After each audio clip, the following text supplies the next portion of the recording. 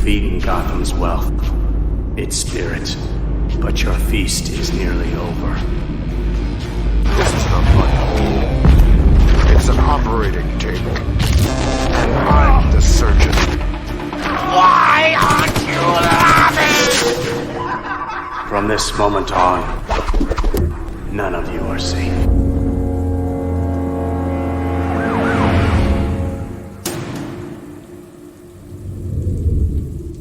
Welcome to the Batman Book Club, a podcast exploring the Dark Knight Library. I'm your host, Ryan Lauer. The Batman Book Club is a proud member of the Batman Podcast Network, hosted by Batman on Film.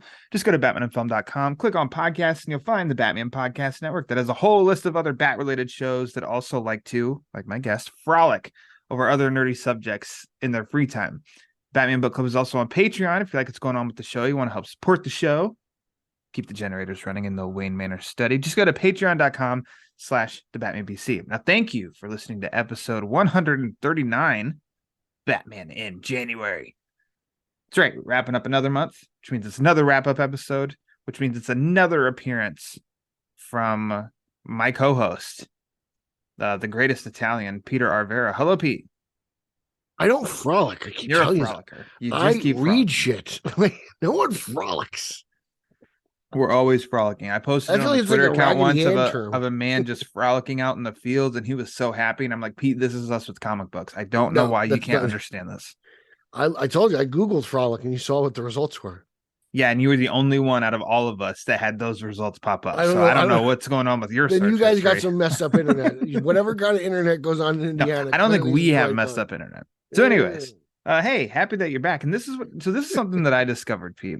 I don't want to hear. Because of DC Universe Infinite Ultra, this show now has two services. One, it's a wrap-up show for comics that came out this month, and it's a preview for Ultra users for what's coming to Ultra in February. How does that work? Ultra doesn't release the same time as print. Ultra, I believe, is 30 days. 30 days. Yeah. And so there's two versions of DC Universe. I don't subscribe, so there's two versions of Infinite. Yeah, so there's different tiers, and the Ultra one, I think just pay just like a little bit more, and there's lesser of a wait. I think Infinite used to always be, it's like 6 months or Because of you, I something. see that word like that now. I can't see that and frolic. I'm like haunted by Yes, the same effect. Infinite frolic. It's a word. If you said frolic like that, like you were like an 80s action like movie announcer, it might pass. But because you say it like you're Kermit the Frog. Welcome to Batman Book Club. It's Frolic with Miss Piggy. I'd be like Schwarzenegger, like in Predator, and they're all around us. Let's go. It's time to frolic. Yeah, like if you said it like Just that, fire if you were like shots. Stallone, like, hey, You frolic.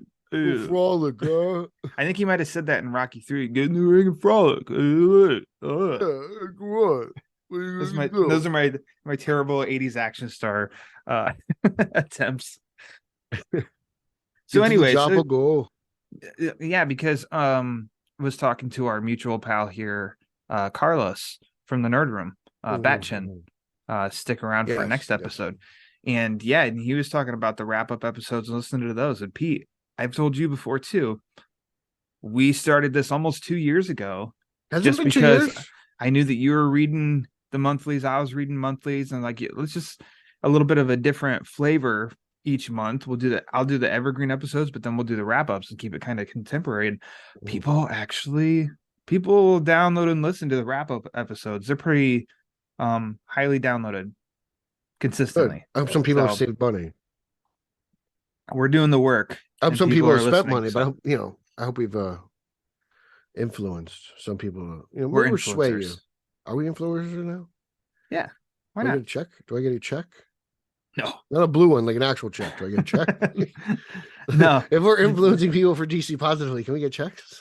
Yeah, I mean That'd that'd be be nice. nice, but I don't think that's gonna happen. So just instead be they like, just challenge "Thank us you." and try to make us read 1 million books a month. Yeah, Like, oh, we can't publish more Batman books. Guess what? Here's 3 titles. yeah. There you go, guys. I'm ready to dive in. You ready to dive in? No, because I don't like this one. Let's frolic about the This book was a frolic. Batman comics in January.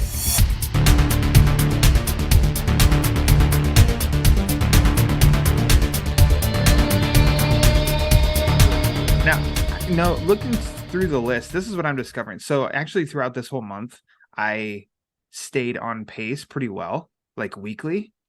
And Yeah. it got really bad because as I was looking over the list yesterday of like what and everything, I'm like, shit, I don't remember what happened here. I don't remember what happened here. Whereas You give before, it a little you and flip I through would it, kind of right? like we'd do like a binge like the week leading up to our recording, and then it'd be like blasting through everything and stuff. And here I was Yeah. like, no, I read this one at the beginning of the month, and I don't remember a whole lot of I what felt like I happened. read these books last week, to be honest with you.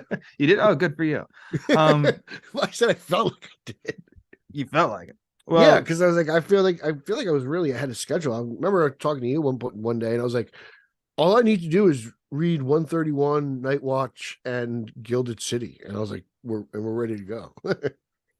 yeah, you're ahead of your game. You added one too that you weren't expecting to, and we'll get to that here in a few minutes. But let's kick it off as we have for the longest time. For the longest time. Batman number 131. The Batman of Gotham Part 1. Written by Chip Zdarsky with pencils by Mike Hawthorne. So Jorge Jimenez wrapped up the failsafe arc last month, and this month we got a new artist in here. And I wrote my review on Batman on Film, and I think of you and I think I had more of a positive vibe with failsafe as an overall arc, but it doesn't necessarily mean that I loved it. It was just like I was kind of entertained, even though that I wasn't really a massive fan of the story. I was kind of entertained with it enough. This seems like this is going to kick off an arc that's going to be the exact opposite, as in the failsafe was a Batman arc. It was big, it was loud, it was a summer popcorn flick, basically. That is what I think I kept saying to you. Whereas this seems like they're going to go for down and gritty and make it all about Bruce Wayne. Zdarsky kind of stripped him of everything and threw him into a Gotham that's kind of unrecognizable. And I'll credit our pal Paul Herman, because he and I were talking about this, and he said that he thinks that failsafe served as a means to an end to get to this issue.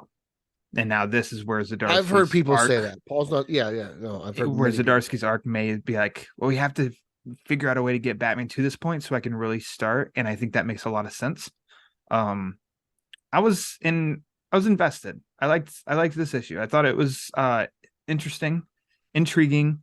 I hope it's not long of Bruce Wayne not in the bat suit and stuff, because I do like Bruce Wayne in his bat suit with all of his gadgets and stuff. But I think, down to the bare bones and stuff, this was a good start to a new arc. To me, this just doesn't tickle my fancy. I don't. This Okay. weird. What was that? I said okay. This weird skeleton Gordon, Batman being in a different. Reminded me of Corpse Bride. I don't know Yeah, why. I was Corpse just- Bride of a dancing skeleton and a mustache. Yeah, sure. I just like, is Sure. this what Failsafe wanted to give me? Is this my gift? A world without a bat. Like, I was like, okay. And then I see, Judge Dredd Dent walking through the hallways, and it's just, yeah. Just get me back to Gotham and the Joker, please, because I don't know what this is. I can't stand this. I'm not enjoying this. Okay. Zdarsky's run has been for me personally, has been a huge disappointment. But I think his backup story was very good. His backup story about Robin, I thought, was very touching and heartwarming, and like even coming out of a primary story that I don't like. I also don't like what he did with Selena. I don't like this world. I just don't like this Elseworld. That's just me. But the backup story with Robin, I thought, was very heartwarming, and I enjoyed the search and the trust and between the two, and I kind of like watching him grieve. He's reaching out to Super. I don't know what to call Jonathan Kent. Is he Superboy? Is he Superman? I don't know. I don't know what to call Jonathan him at Kent. this point. He's John Kent. He's reached out to John Kent. He's reached out to Nightwing. You could see a little bit change in his demeanor. He's a little bit quieter. He's not as talkative as he is in his battles. The backup story is so much better than the primary, in my opinion. The primary is just like, I'm like, oh, this. I feel like it's like a more updated version of the return of Bruce Wayne. Like that's what it is. Failsafe is Darkseid. I can get Zapped that. him away to some stupid land, and now I've got to watch Bruce Wayne run around with Skeletor until he returns to Gotham City. So this is just not for me. But you keep writing backup stories with Robin like that, and I'll at least read that and enjoy that. But yeah, I'm with you on the big part for me. skeleton. Like it should be. I feel like it's like, is this Dead Man? Did you write this originally as Dead Man? Like we'll see where it goes with that. I didn't need it. The other stuff intrigued me more than that did. I don't have this like, oh man, it's so trippy, it's so cool. What is this? It was more like, yeah, what is this? What the hell's going on here? You know, it was that part was like, well, but overall, I have a positive impression for the kickoff to the new arc. Also, that first Tuesday of the month, we had, I think this is the last one too, Batman Night Watch number 5. Did you check this one out? I did. These stories are they're the equivalent of your Scooby-Doo stories. They're simple, they're fun, they're for a young audience. You get a good crime-filled story. Oh, I forget what the backup story was. But the story is like kids in a library. Oh yes, the kids helping Batman. The kids are like writing a Batman comic, and so it's like it reminds me of like the Legends of the Dark Knights from BTAS, kind of like that type of thing. They're like talking about their versions of Batman and stuff like that. And who was included in that? The Court of Owls. yes. Oh, they're everywhere apparently. They are. They can't go away. People say there's too much Joker. I say there's too many owls. There's too many owls. Yeah. So I thought this was fun. Did you get into this one? I did. I'll be picking up if they collect this in trade, because I still didn't go back. I haven't read the first physical issue of Batman Night Watch. The one I think you read it, and I think you recommended it, and then the next month is when it picked up reading this. But I'll collect the trade when they release it, because I'm pretty sure that like issue 5 is the last. Yeah, it's the last one, but I think this could be a great ongoing series. I know how they split it up, so each physical issue contains 2 of the digital first issues. I think they could just keep doing that, make it an ongoing series, because I don't know, it's fun. It's harmless. It's bringing, it's more. I think you have to have a child book, like, right? You have to have a kid's book out there, because like I don't know if I want a kid to read like even urban legends, right? Like I don't want to sound like all Kowalski out there, but like are you going to spend $8 on a book for a kid? Not really. Like there's also a price point here. Like for a young reader, it's easy to follow. Like I said, the first story is a nice little crime Harley Quinn thing where they go out and they catch Harley, and then they have this cool little fun story in the background. Like I think it works. The second one's aimed more for the younger demographic too, because it's kids in a library and stuff. So yeah, exactly like you said, that Legends of the Dark Knight episode of Batman the Animated Series. So I think it's fun. I hope it picks back up. They continue in some fashion. Maybe that's already happening and we're just unaware because they haven't announced it. Cool. So yeah, more Night Watch because it's fun. I enjoyed it. Yeah, I really did myself. I was surprised at how really like well it was written. They took like a lot of pride in this. Like they didn't rush this. They didn't try to like pull something over just so parents have to buy books for kids. Like these stories are actually decent, crime tales. Like they're decent Batman tales. They're very simple, but there's like they got to catch Harley. Harley stole hyenas. We got to catch Harley. Yeah. But they're fun. Like I was digging them, and the covers are really cool. And I think they incorporated a lot of hardcore Batman characters. Like we saw Harley, Nightwing, obviously Nightwing, but what's it called?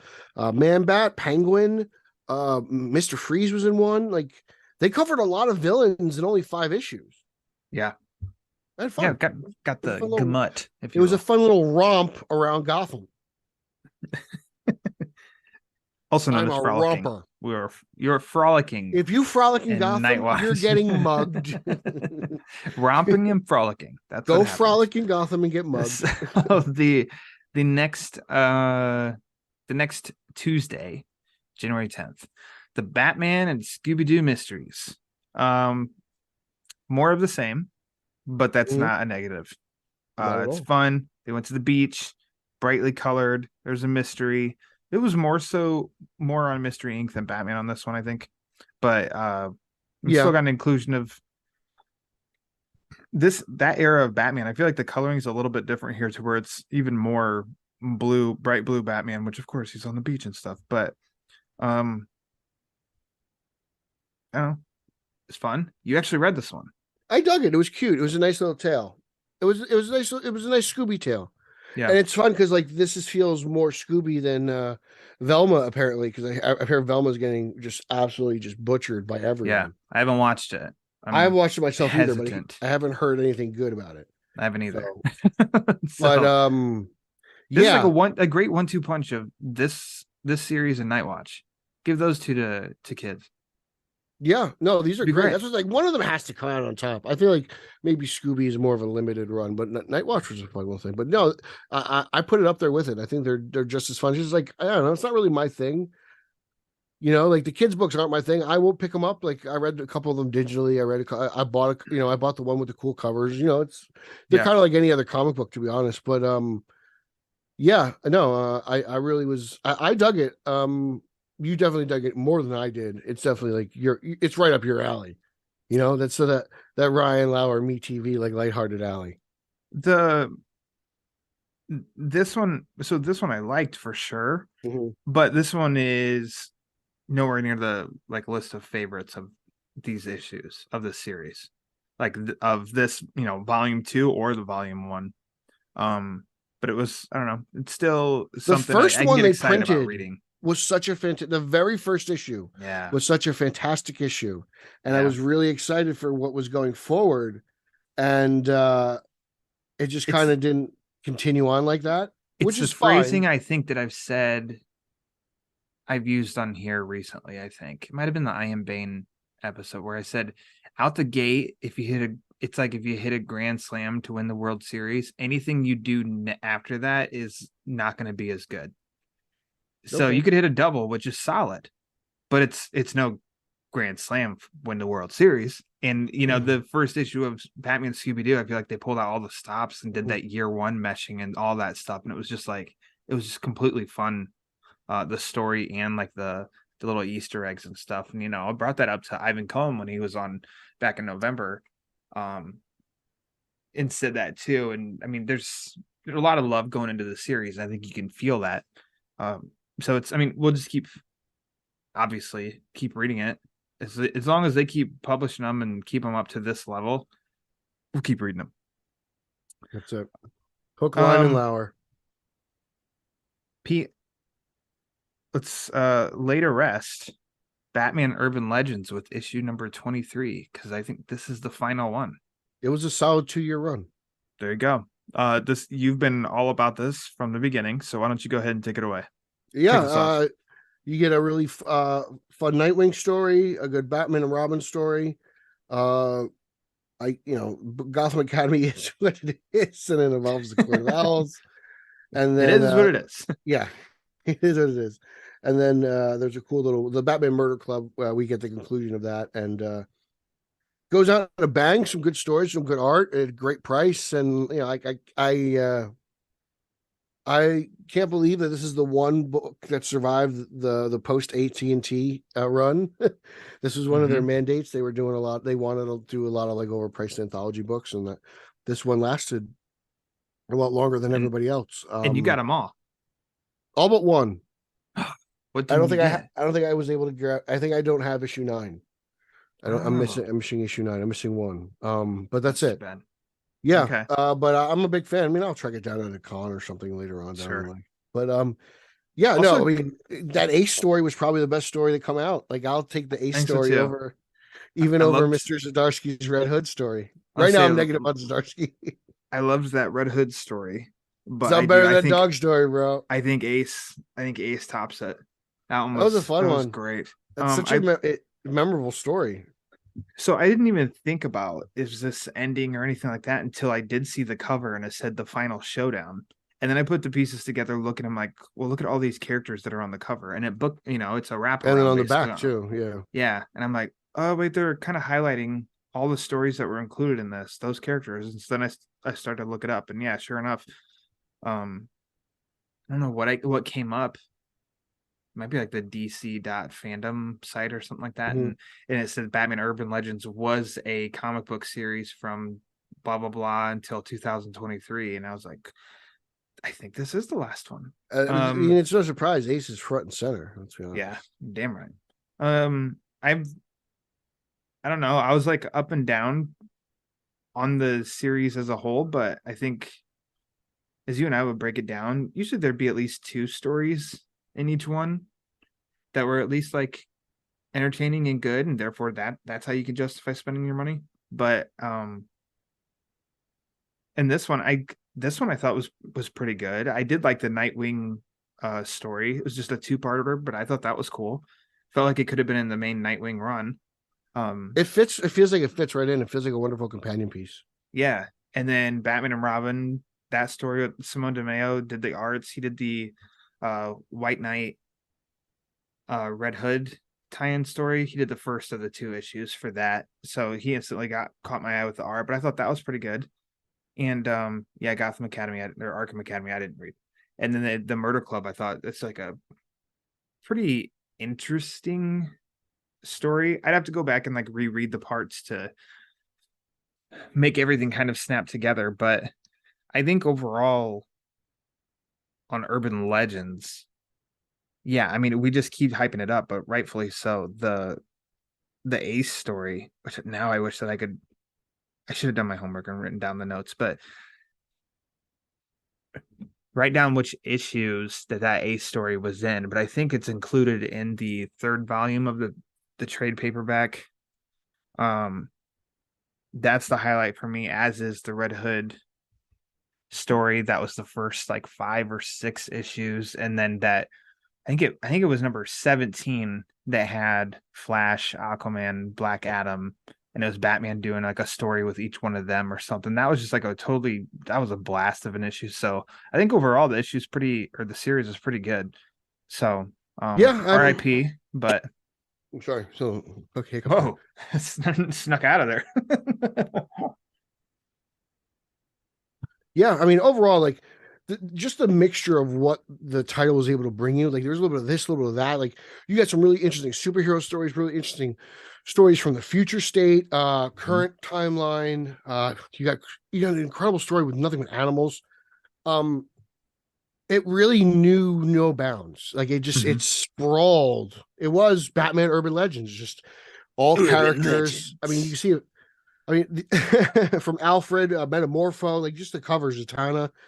It touched a Grifter. It touched on all these characters. Grifter. Yeah, and then you look at the cover and you're like, man, Red Hood and Azrael look so much alike. They do.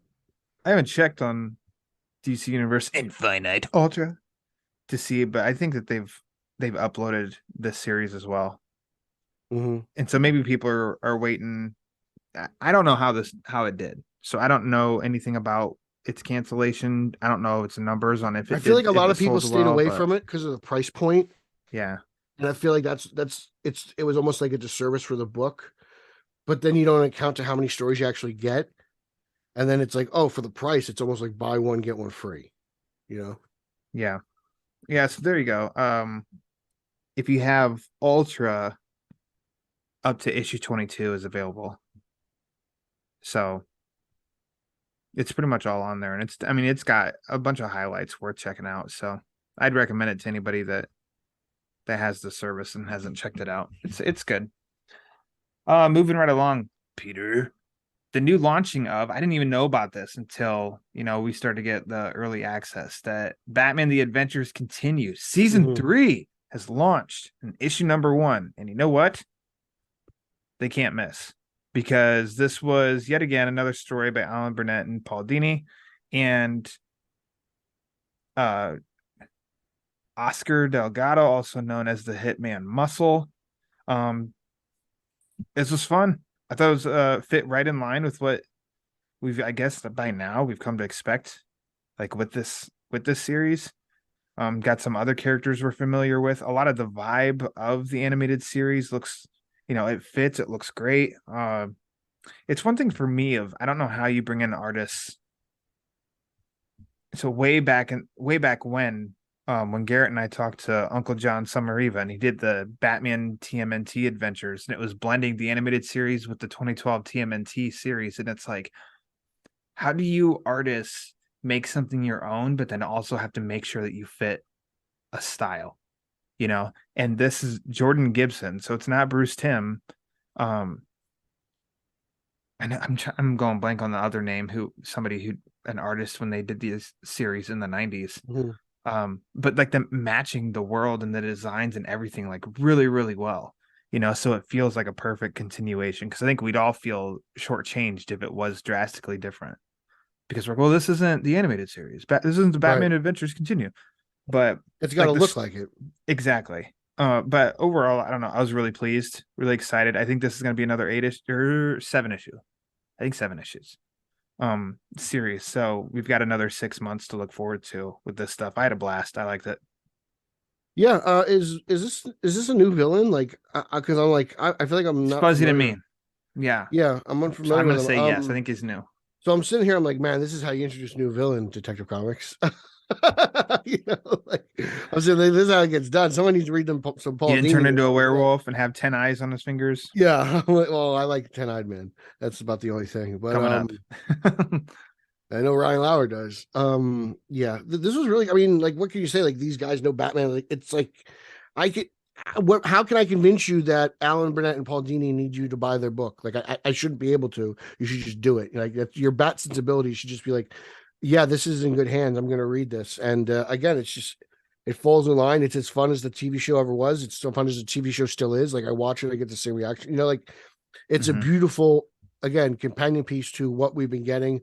And I am just like overzealous that like this is an ending. The Batman the Animated Series doesn't end. It hasn't ended, right? We've gotten 3 volumes of this stuff over the past That's couple of correct. years, and Yeah. it's just like, oh, this is great. This world continues. So, you know, And and it doesn't have to be sold to Netflix. It'll just go.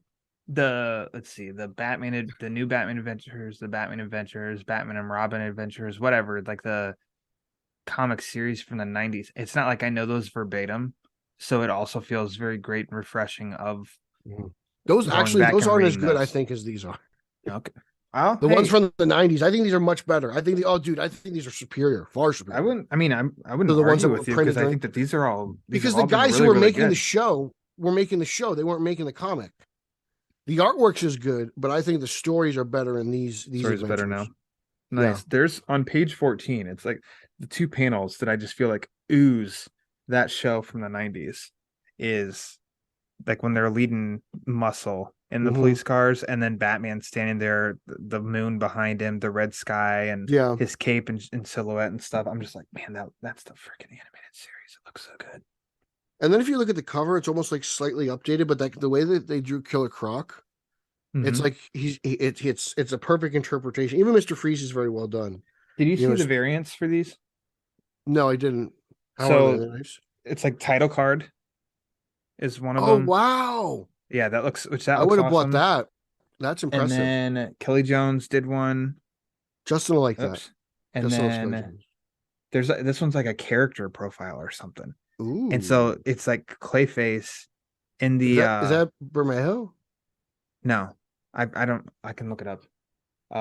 The name, but that's what I thought. And I was like, oh, is this gonna be a Clayface story? But then it just made me think of uh the Clayface 2-parter and the big the ending when he's back in that room, there's all the TV monitors and stuff, and Batman's fighting him. Yeah. Yeah.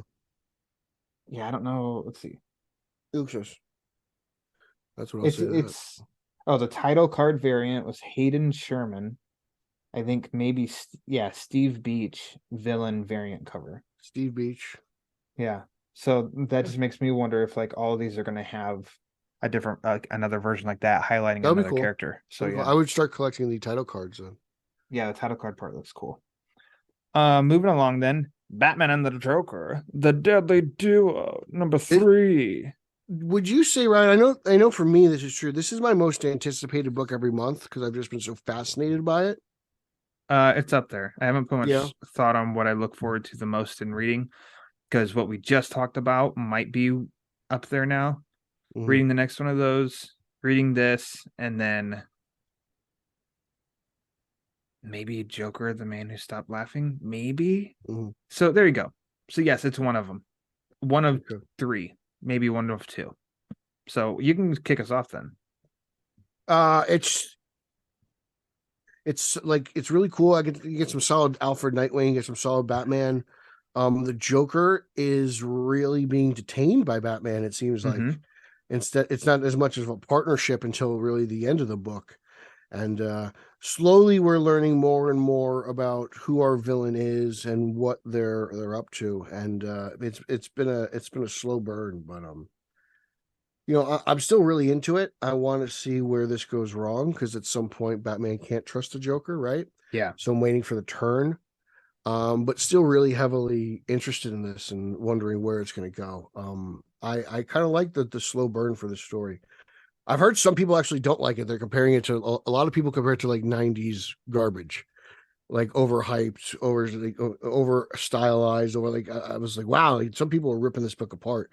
But I was very shocked to hear that. But I've had nothing but positive things to say about it, and I can't wait to see what the big reveal is for like these Nomad Joker things. Like I'm really excited to see. There's something with it. I mean, maybe in 90s, but I don't mean in a bad way. Like I kind of feel like there could be a little bit of like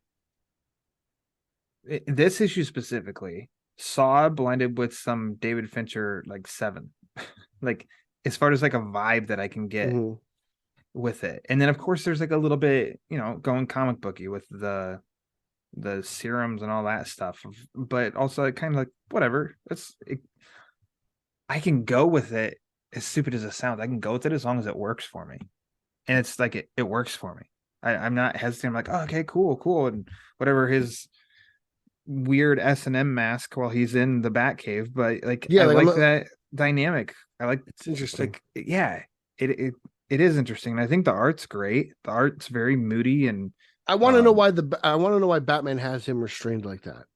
Because as far as I know, I've never seen Batman do anything like that. That's like, restrained like what?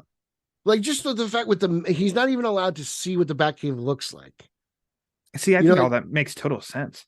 No, it does. Again, we've never really seen like Batman will blindfold you until you get to the Batcave. Like he'll give the bat sleeping spray right until you get to the Batcave. He and Alfred were just like, "How do we detain him?" Or Alfred asked him that, and Bruce like where's out of his back pulls pocket out this mask? That mask. He's just like, "I'm done with this now."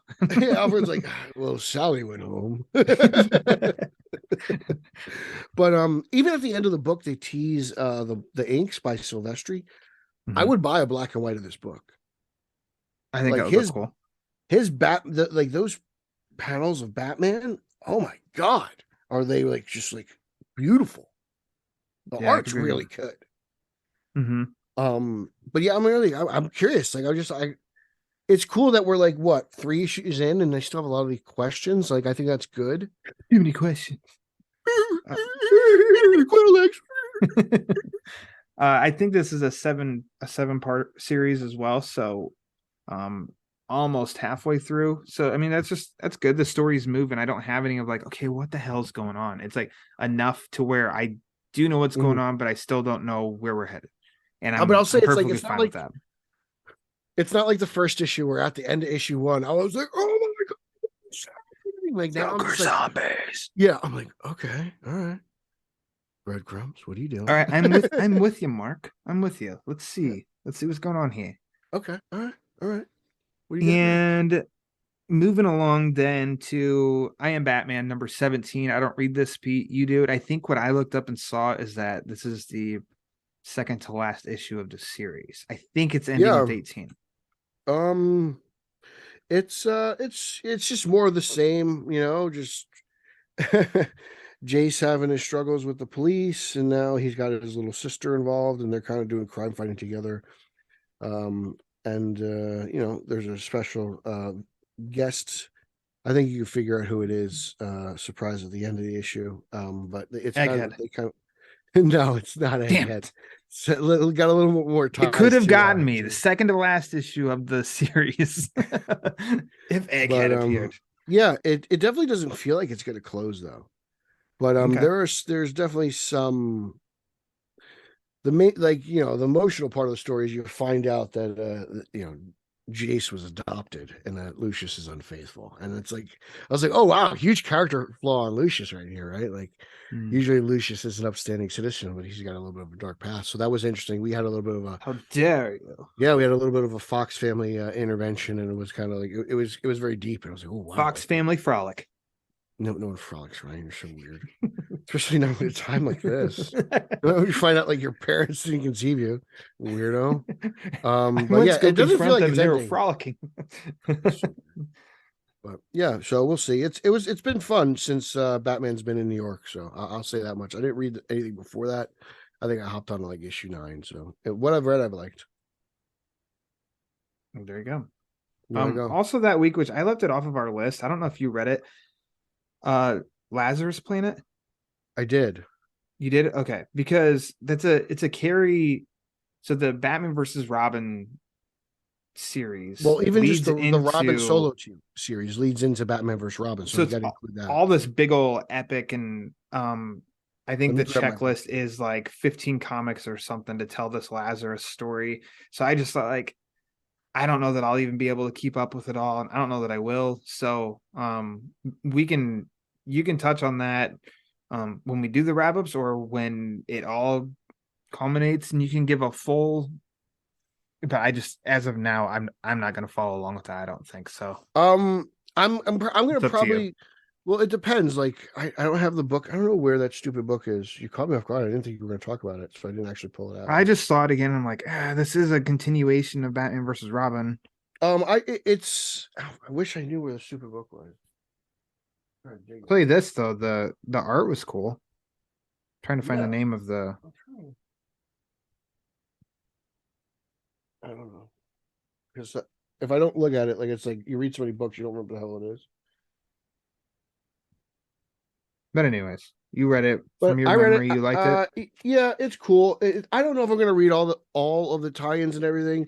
It's like I may just do this on like a cover to cover, but there's like one tie-in that has Robin on it or something like that. Like as I was flipping through the previews, they show you like what's coming up in the next few months. But it all depends. I'm interested because I haven't read. It's just by coincidence I've been reading it. Like it's been like a Wade Williamson thing through Robin, through Batman versus Robin. So like I've just by chance I've been reading it because it takes place in the Robin story books. But I've enjoyed it for the most part. We'll see where it goes. Like I don't know what the ramifications will be. Like I don't know how much of the DCU this is going to impact, considering we just had our first big crisis in DC in Dark Crisis, right? So that's the recent thing. That's what they're kind of rebounding from. So it'll be interesting to see how it plays out. But like I don't expect huge ramifications because, like I said, they just came out of Dark Crisis like literally like a week ago. So don't expect major changes. So Riccardo Federici, the art is the artist on this. I think his art is like pretty damn good. And I was looking, I'm like, I feel like that name I know. So he doesn't have a long-standing list with DC works, but I mean, he did do Fear State Omega 1, Fear State Alpha 1, which I think I read both of those because I wanted to attempt to keep up with stuff. I do like maybe that's where I know this style and this look. And he did the Dark Knight's The Murder Machine #1, which was like the line of the bad Batman from Dark Knights, which were actually really cool standalone stories. So the art alone on this, I think it's pretty standout. Federici does it needs some good work.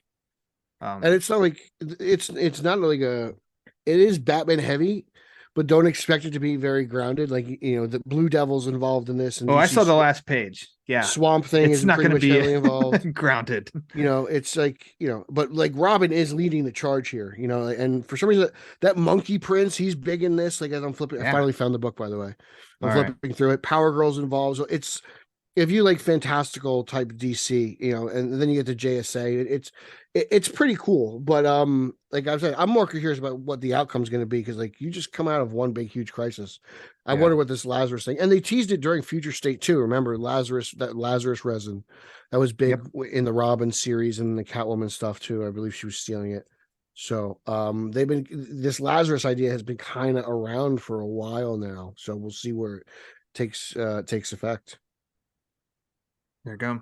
Pat There we go. or Pete will give us the monthly wrap-ups on the Lazarus. Ryan Lauer surprising me. Did we even get to Batman and Friends? Because this is totally like a Batman and Friends book. Yeah, that's what I was actually gonna say. Is when we get down there to that, we'll any further updates on the Lazarus planet, will come in towards the end from here on out in the wrap-ups. But I just saw it now, so I thought I'd just read it. Mid-show, Ryan Hoss, check it out. We did it. We broke the shell. We broke the shell. Need to add some kind of like breaking news alert or something like that. You add like the Lazarus alert. Moving along to the third Tuesday, Batman Fortress number 8. Pete, the shocking conclusion, as the cover even states, and I'll go first. I've been a big fan of the series. I think it's been a lot of fun. I like where it's gone with some places. I really loved the first issue that was the Blackout Gotham and Batman being Batman, trying to, help the city during darkness. Gary Whitta writing the story, Derek Robertson, and I think we've commented on here before. Like, I do think I like Derek Robertson's art quite a bit. I do think faces can get kind of funky. Sometimes it's a little weird. Yeah, and I'm like, but for the most part, everything else I do like. This issue felt very, very tame and calm for being the ultimate conclusion. And it did feel like there's a lot of talking, and then what felt like, oh yeah, we need some action in here. So they did like 2 or 3 pages of a fight, and then Superman said enough, and then they wrapped it all up. And it was like, oh, well, that was quick. I think Whitta said on his Twitter that it was an ending that nobody would see coming. And I think that's true. I won't say what happens, but I was pretty surprised by how it ended. Benefits that this is a self-contained story to where he could, basically do whatever he wanted. And so in the end, for a series that I thought was pretty damn good, I think it ended on a fine to good level. So it was riding a good wave, and it ended on a little bit of like a fine. Like I said, fine, good. So go ahead. Where'd you land on this? This is a dud for me, man. A dud. It ends just on the ending, because you've been with me on the series, right? Yeah, no, like, you've overall it's been great. I've loved it, but the ending is just dumb. I feel like I missed something. I feel like there's an issue that I didn't get to see. I would like to see this. Like this may be spoilers, so just whatever. But I want to see like this tribunal, this like court hearing. I feel like we didn't get that, and then to get the ending we got, I was like, oh man, this is kind of. It wasn't even about like the revelation about Kryptonians as much as it was having to deal everything with Superman in the end. Like, I feel like there's an issue that we just didn't get. I feel like this probably is a little bit of a longer story. I do respect the sense of not everything has to be 12 issues, not everything has to be ongoing series, so we're gonna go with 8. But I'm with you too. Next month, Beyond the White Knight wraps up, and I've read that one too. And to compare how much stories in those 8 issues compared to how much stories in this 8 issues, there's a big difference. And saying that in the sense of I agree with you on, almost feels like we're missing an issue or 2. Because then also in the end was Superman just went and hid because he thought, if they think I left, then they'll leave. And it's like, to an extent I can get that, but then that's the big, almost like a big revelation at the end. Yeah. And it's like, oh, really? Huh. Okay. And maybe it'll read better reading collected, but I don't even know that much either, because you and I were all in a month ago before we read this one. We were all in on it still.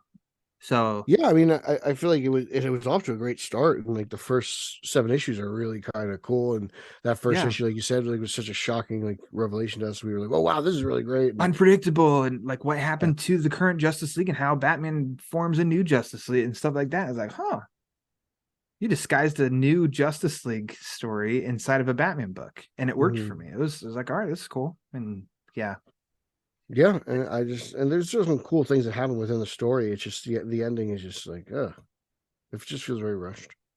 Yeah. So there you go.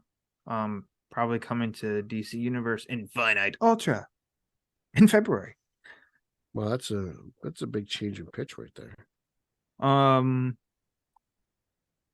trying to think. So I led that one. All right, we'll just do the next because I don't want to abandon the order of the list. Batman One Bad Day, Bane #1.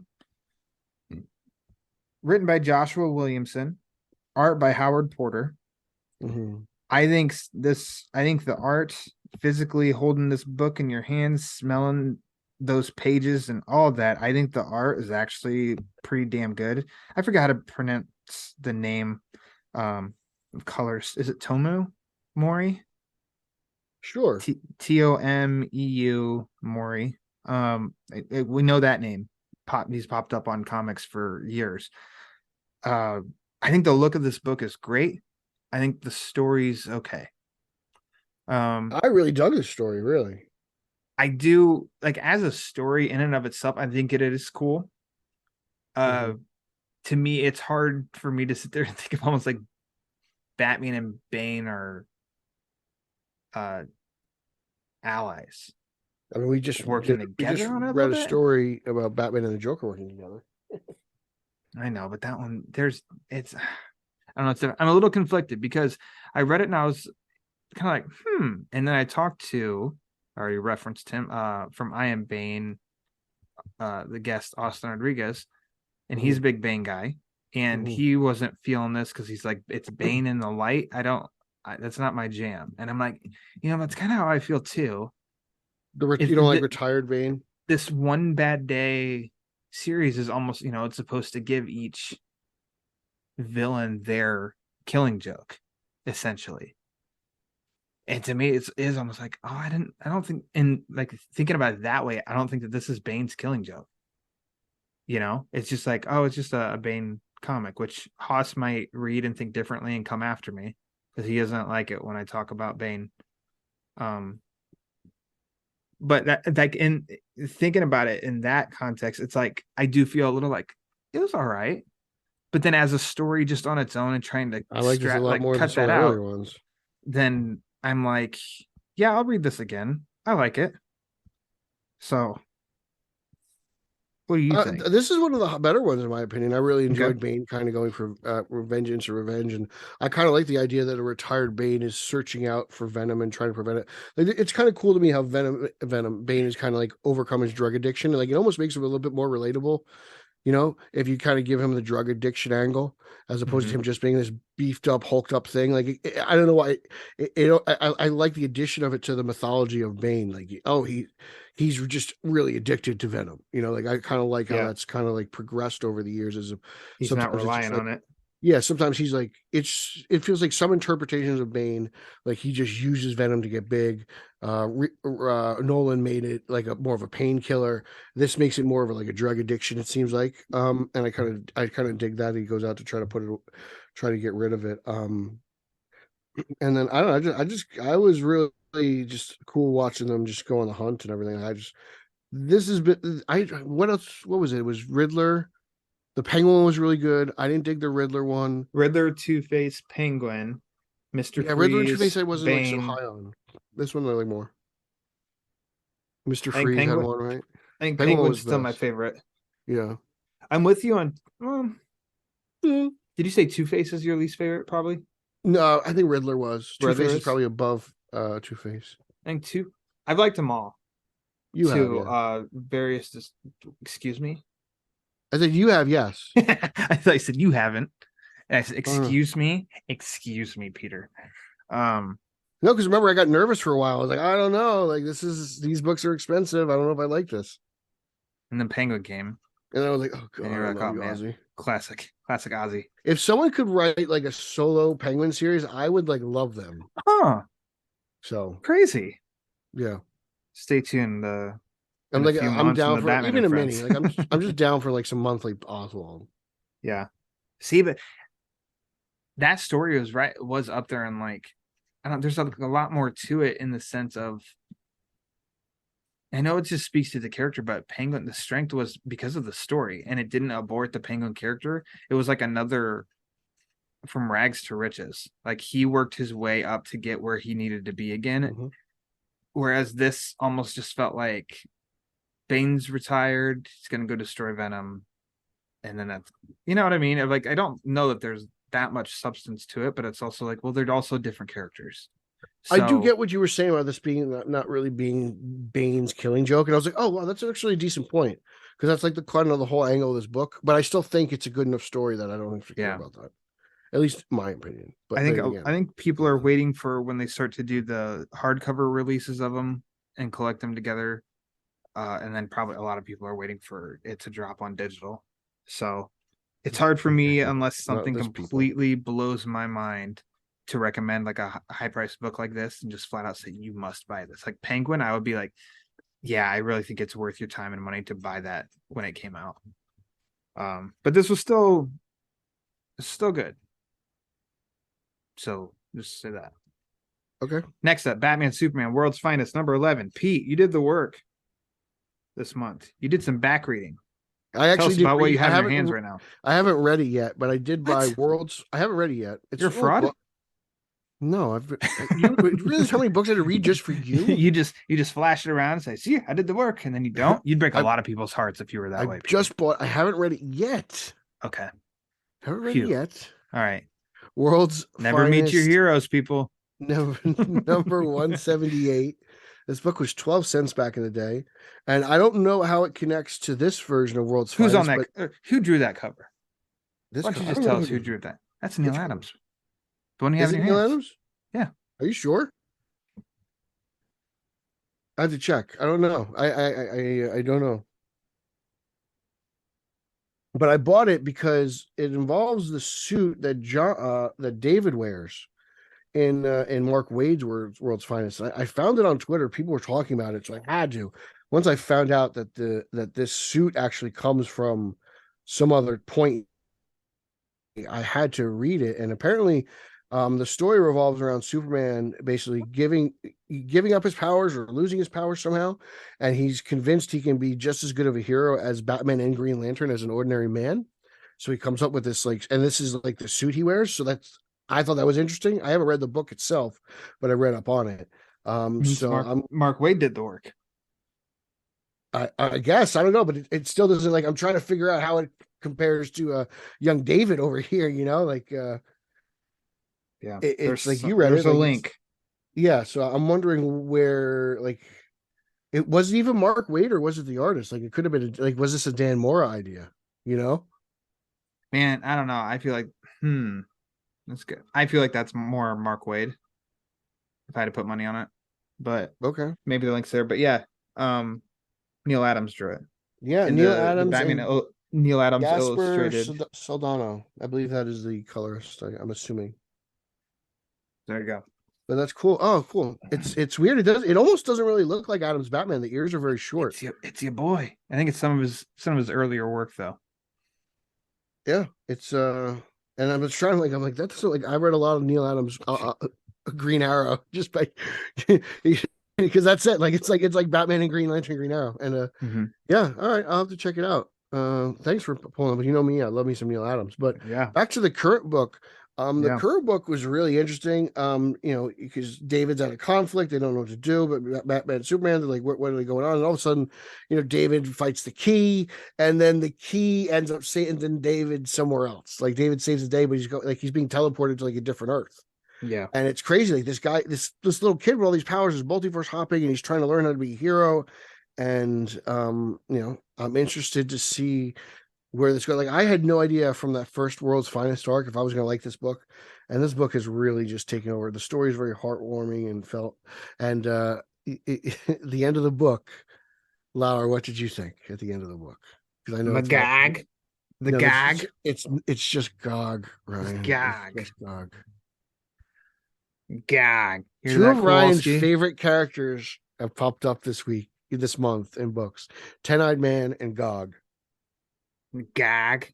There you go. That's for Kowalski and Garrett, because both of them were really their day was shattered because I didn't instantly recognize Magog. That last issue or the issue before. This issue though, I mean, How do you not know who Magog is? like it's just fuzzy to me. I don't Really? know. And I'm not ashamed that I don't know like a Magog. Like You should be more embarrassed. You didn't know who Geoforce is personally. I'm just saying that's way more embarrassing than yeah. not knowing who You know what? Magog Let is. me step away from this nerd world and go into the real world and see how many people make fun of me because I don't know Geoforce. And they'd probably say, "Oh, that hamster movie, G-Force," just like I keep telling you. This issue though I thought was fun. Dan Moore is a very exciting artist right now. Mhm. Still, I mean, we've been on his graces for a while. He's just doing like great. Elements in this story that aren't necessarily my cup of tea, but like the core of Batman and Superman, and with this new kid, and then bringing in some of the Titans and stuff like that. That stuff works for me. So that's kind of what I definitely attach to, and I think that those moments are really cool and really good. And the whole threat of David, right? I don't know why I'm just Yes, David. I was going to call him because John I said, earlier. "Oh, John." The fact of him almost crossing the line, they're trying to keep him in check and stuff. I think that's always a good element to a story, especially when he's powerful, because it's like, I don't know, he's a kid and kids don't have their stuff controlled yet. So I think that's always that can always be a really good plot point. Mhm. And then yeah, at the end he's with Gag. So I mean, we'll just see what comes of that, right? I didn't know Garrett. I didn't know Garrett and Kowalski got on you because of Magog. They were very disappointed that I didn't know Magog. I'm glad I'm not the So only one who gets disappointed in you. that's a great feeling. It really is, because sometimes I'm like, oh, maybe I was too hard on Ryan, and then I was like, no, he doesn't know who Gog is. And I was like, oh, thank God, Nope. somebody, like, you know, Geoforce is. Yeah. And then Ron's like, I do spend time at Gotham. And then I'm a Like, really you nice know, guy, and I don't say, "Oh yeah, let's play some." Do you guys are you aware of this, or this? No, no, no, no, no. Exactly. I'm very disappointed in you. But God forbid I don't know Magag. So you can talk with Mira on my tombstone if you want to put Magog on there somewhere. why would I do that? Ryan Lauer Magog. was unsure of Magog. I But mean, anyways, if you really want that, I can have that arranged. I don't. She will say absolutely not. uh let's go to the 24th now. Pete, here you go. Your book, Detective Comics number 1068. This was a good Two-Face story at the heart of it. I still could care less about whatever Ron V's trying to tell me about these crazy people. But the Two-Face stuff I thought was pretty brilliant. And it's like, oh man, if you could just give him like a real, if he could just write like a character with some like, just regular villains instead of trying to tighten it out, he could really do something really special. It's like I kind of feel like Justin, like like Justin like complained about Tynan's run. Like I feel like that's how I'm complaining about V's run right now. And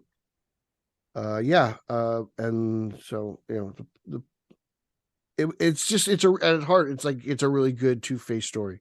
So I'm like, what about you? What did you think of the Two-Face stuff? Or what do you think? What do you think I about the like issue as a whole, actually? I like the Two-Face stuff quite a bit. And that's about it. Yeah. I don't it's just, I mean, I've said it enough on here that people don't need to hear me say it again. It's like all those other elements and this new family that came into Gotham and all that, it just doesn't do anything for me. And I'm for me, I've read enough into this arc that if I'm in, I'd have been in by now. Yeah.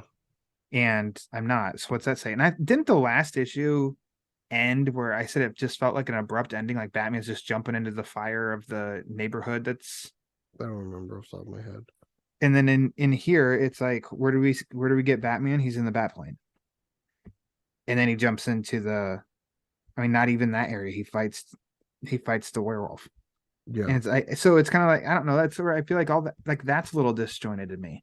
And so I really want to make it a mission of mine because I've checked with some people who finally got to read this run and they like it. So I'm like, You talked to Javi, didn't you? No. Well, I know Javi's thoughts on this. Probably loves it. He's no, I don't think he loves it. Okay, I just assumed. I think he's closer to you and I, but he's more positive on it than you and I are. Okay. I want to go back and read it though, because I read the first like couple issues like twice, I think, and I've only read it once since. And I kind of want to give it another shot and see how, and then basically I'll be able to just like be firm in how I feel about it. I don't get it. This is not one that I'm all that excited about reading when I get to it. I started reading the backup. I didn't enjoy it, so I just stopped. The backup reminds me of one of Spurrier's other backups. I think it was like Dakota or something like that. It was just, And that one it was you just did not bad. like. Yeah, I Yeah, don't like okay. that. Oh yeah, God. So I'm like, So- he's back at it. It pissed me off. God damn it, Spurrier. it's and so like in the end, I mean, you don't need to hear us just be broken records about it. We'll try, like, you and I are just kind of saying what we think of it, and nothing new really, but we did give positives. He wrote a good Two-Face. I loved when Batman confronted Mr. Freeze last issue or the issue before, and I was like, that was great. I like that a lot. It's this the other family that that's just not doing anything for me at all. So me. Batman Gotham Knights Gilded City, number 4. This one was all right. I think the weakest so far. You think so? I like it, but I think nothing got me. I mean, this was what, like 75% the backstory. Yeah, I mean, I thought they did a good job going back between President and with their non-linear timeline in the past. I dug all the Vandal Savage stuff, and I also dug all the stuff with Drake. I thought that was pretty cool. Or Robin, like, I'm assuming it's Drake, right? Because they weren't they weren't flashbacks. I'm digging this. I think this is a cool. This tie-in is for a video game a lot better than I thought it would be. A lot better. And I'm there too, of like, for sure, even though I say of the 4 issues, I think this is, the weakest of the 4, but I thought last issue was like that's still like to me like a B. So which is its fine. Worst outing is a B. So it's like great. I think that's better than Detective. Yeah. But that's nuts to me. Video game tie-in series I'm enjoying more than a legacy title. Yeah. But yeah, I think, I don't know, it's fun. I like the Vandal Savage inclusion, and I don't know. I enjoyed that a lot. See where this is going. It's cool. And then when this wraps up too, we'd have to check in with like someone who's played the game, so Haas or Micah. Clow or Micah, and see like, hey, how is this factored into the game? Does it at all? So a nice surprise, this miniseries. Yeah. And then told you prep yourself because it was a double ship month of One Bad Day, and this time we get Batman One Bad Day, Catwoman, written by G. Willow Wilson with art and colors by Jamie Machiavelli. Yes. You've read a lot more like Catwoman issues, like of her title and stuff, than I have, but I felt like this definitely felt like a Catwoman story. A little bit of the vibe, not the total like 60s era, but Catwoman Hunted, that movie that came out last year. Yeah, which I think elements of that kind of felt like similar, which I think is a cool heist, heistish, and the nice little twist with the story and the one character. It didn't make it feel almost like it was just kind of ending though. Left that part open-ended, so I don't know if that'll be a continuation elsewhere somewhere down the line. I don't know, but as far as a contained story here, I thought this was a cool one. Yeah, I think this is probably right up there with Penguin. I think it's that good. It's a really cool personal story for Selina. I like what they did with Maggie. Maggie's been interpreted of various sort of ways throughout the years. Either she's kind of been a vegetable, or she's been a nun, or she's kind of been MIA, and now she's just kind of hitting. So you can see her now; she's struggling, and she's kind of doing this thing for her sister. It's kind of reminds me of her mother, and it involves stealing things and Catwoman and Batman, and it's really cool. And there's a cool twist, and then it's kind of someone out. Catwoman's Catwoman, and then she, Selina, she doesn't give in very easily, so she's got to get her payback. And just, oh man, this is brilliant. And I mean, Can we please get Miss Wilson on more Bat books, because she is phenomenal. I mean, I'm loving what she did with Poison Ivy. This Catwoman standalone is fantastic. I need more Willow Wilson. I need ASAP. ASAP now. ASAP Rocky. Of course.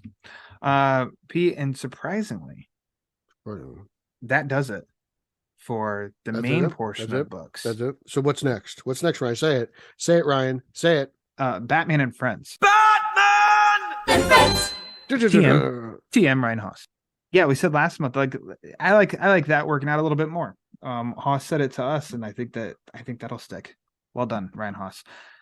Pete, this book caught a little bit of heat this month.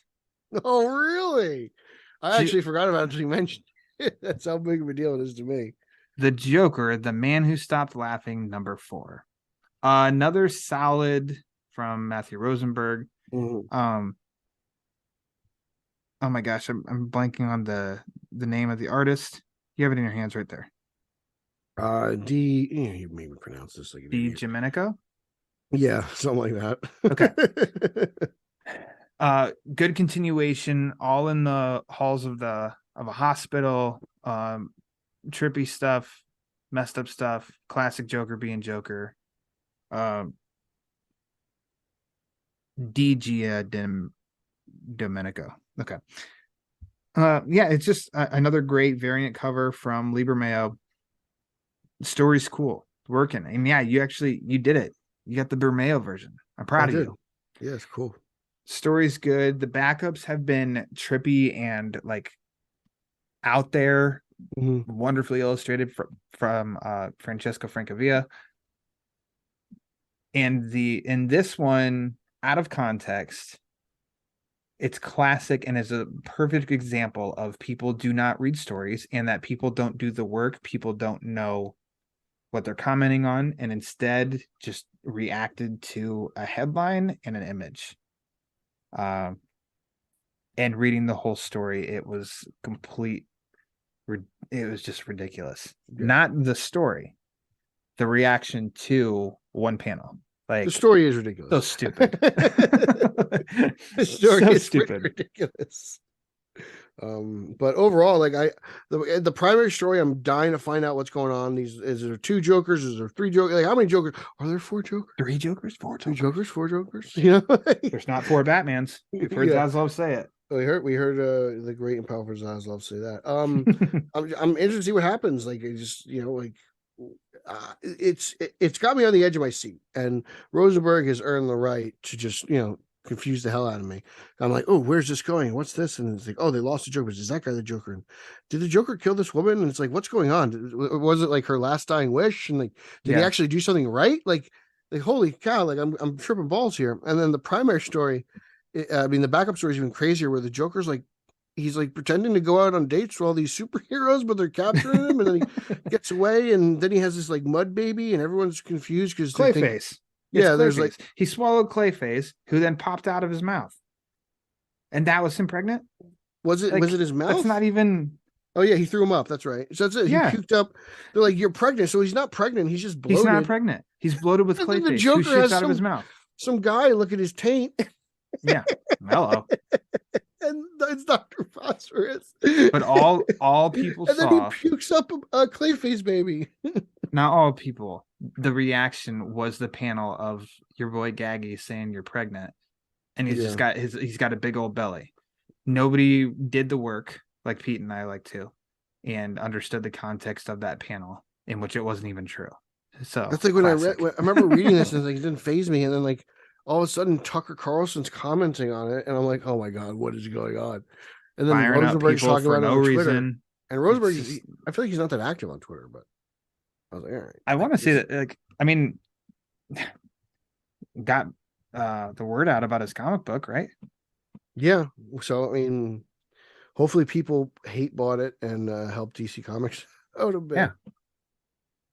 I thought that I saw somewhere that the value of that went up a little bit too. No, it's a lie. Really? Well, actually, on eBay you can buy Bermejo's variant for $27. Heyo. Heyo. Look at us, Pete. Whoop, whoop. Look at that. That's called investing. Investing. It's finally paying off. My Vermeo copies. All right. So then Gotham City, year 1, number 4. As you heard on this show last episode, the great Tom King was a guest on here, which is still crazy to me that I got to talk to Tom King on here. Yeah, he writes some comic books. Yeah. Tom King? He surprised the hell out of me with this and how he said that apparently nobody's reading this book. And I'm like, comic book readers, what are you doing?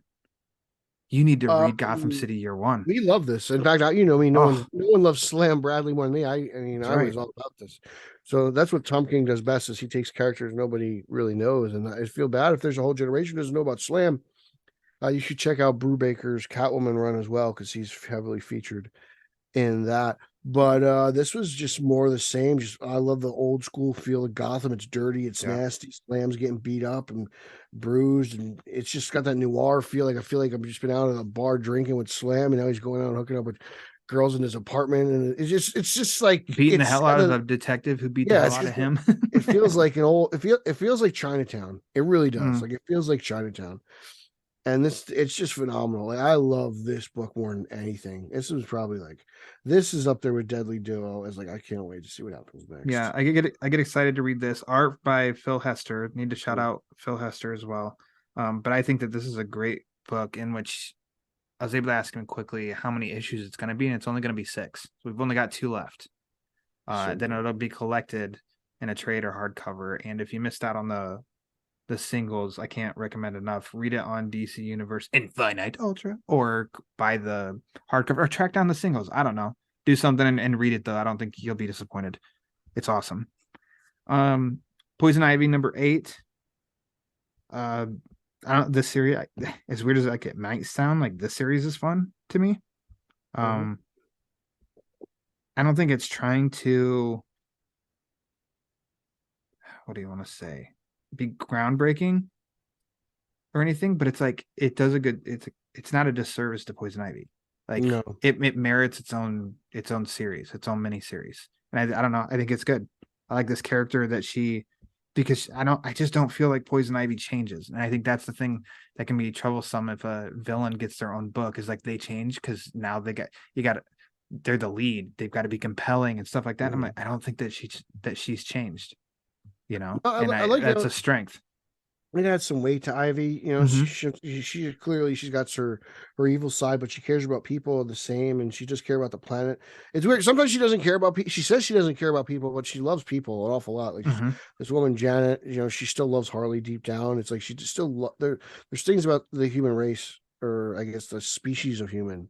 I don't know what exactly the right terminology is, that she does have some sort of affection for, but it only comes out every so often. But I don't know, like, I think Willow's really just crushing it right now. This book's very interesting. It's taken turns I didn't know it was going to do or suspect, and I've kind of just enjoyed following Ivy for 8 issues on her trip across the country. Like, it's been interesting. It's been fun. I've had a lot of enjoyment just reading all of her antics. So I hope it continues, and I hope it goes forward. And I can't wait to see where it happens or where it ends. Yeah. So this is issue 8, and there's going to be 12 unless upcoming they announce even more. But I think it was originally going to be 6, and they announced after like 2 issues it was extending to 12 or something like that. So I think it's going to end at 12. Nightwing number 100. So this is a big celebration issue. You know that because of all the variant covers, but falls in line with what you and I have said about this book all along. Like, it's a comfortable read. It's a good read. It's fun. Good Dick Grayson story. I liked how included Barbara Gordon is in this. Also, this seems like it's a good launching point for Tom Taylor, who just announced that there's a Teen Titans or Titan story series is coming. This leads, I think, like a tease for that, an appetizer. But I also really like how the story opens up with Batman and Nightwing at Alfred's tombstone. Great. That was a good scene too. So, I mean, overall, still a solid Nightwing issue.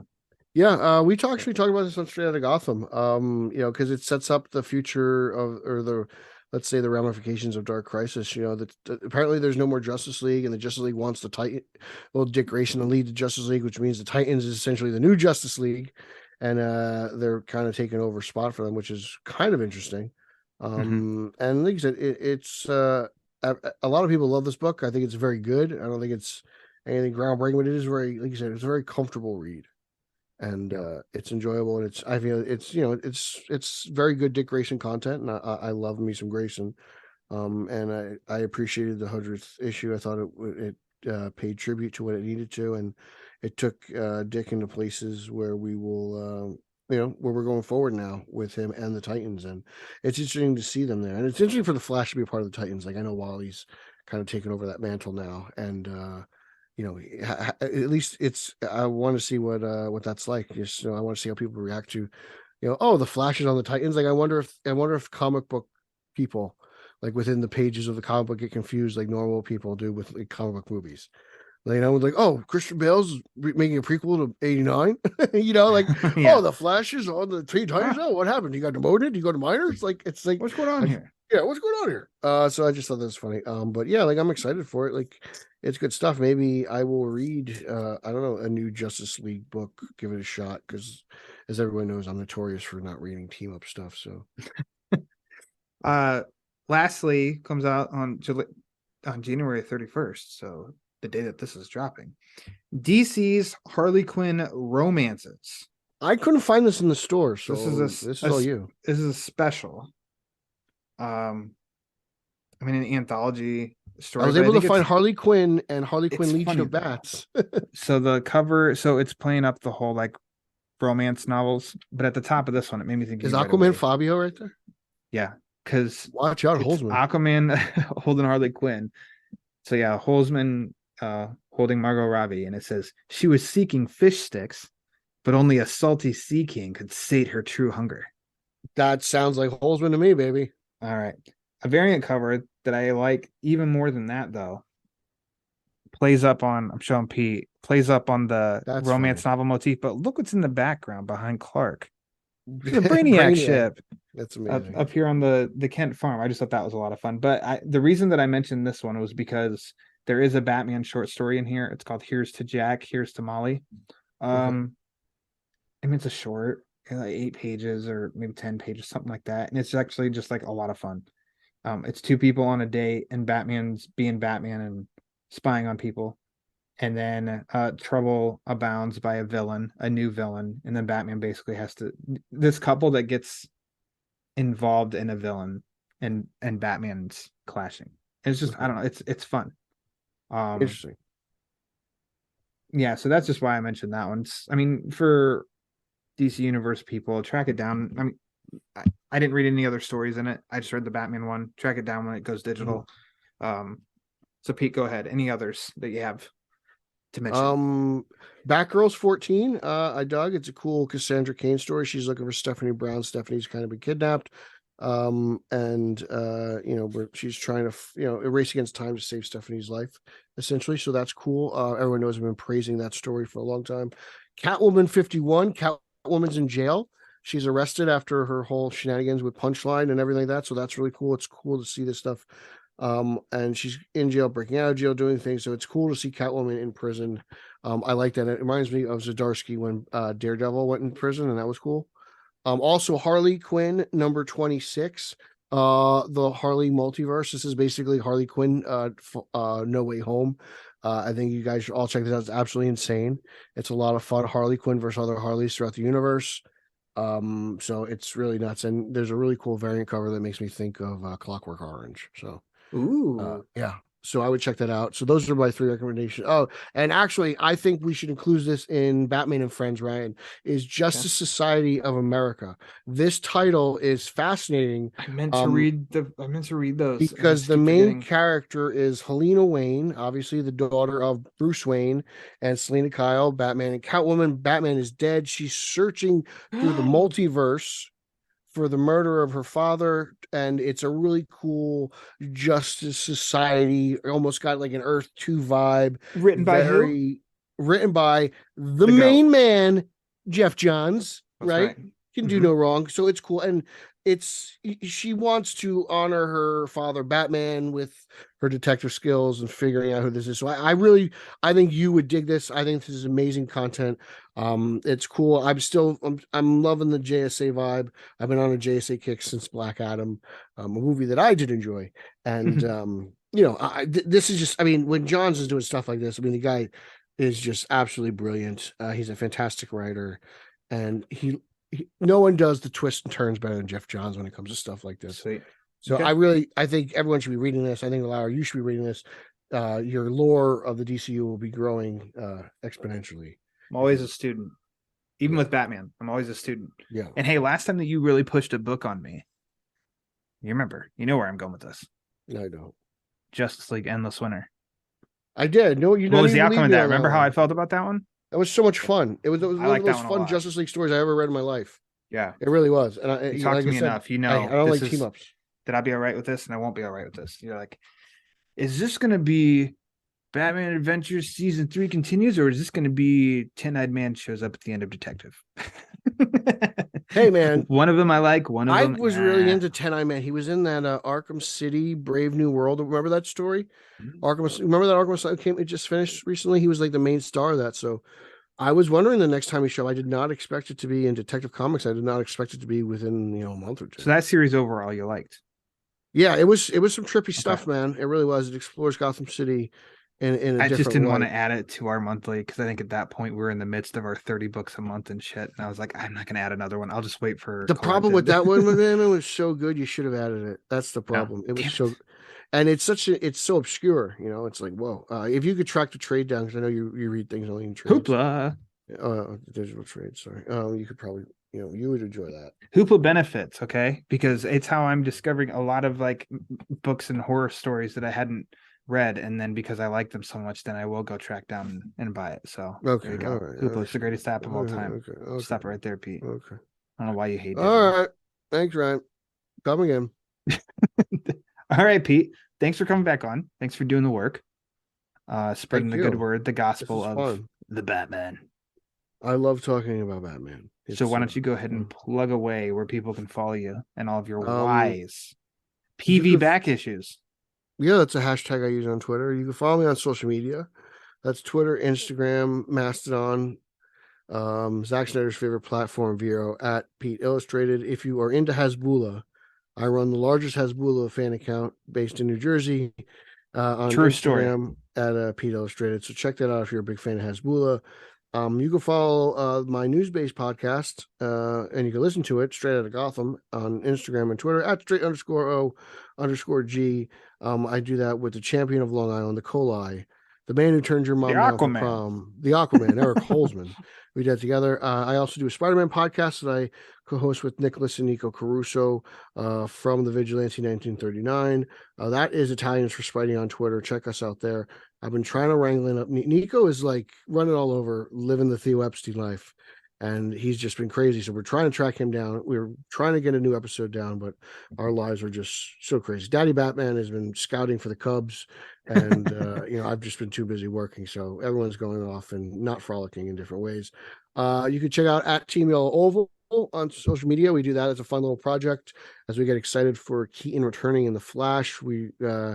He's coming 2 weeks. He's going to be in the Super Bowl. So get ready for that, baby, because the GOAT's coming, and all you guys who doubted the power of the GOAT. Suck it, fanboy. Let's see what else I got. I'm all over BatmanOnFilm.com. I got comic reviews there. I got rented interviews. Batman on Film YouTube. I got toy reviews and other stuff there. Interviews with Michael Uslan. So I'm all over there.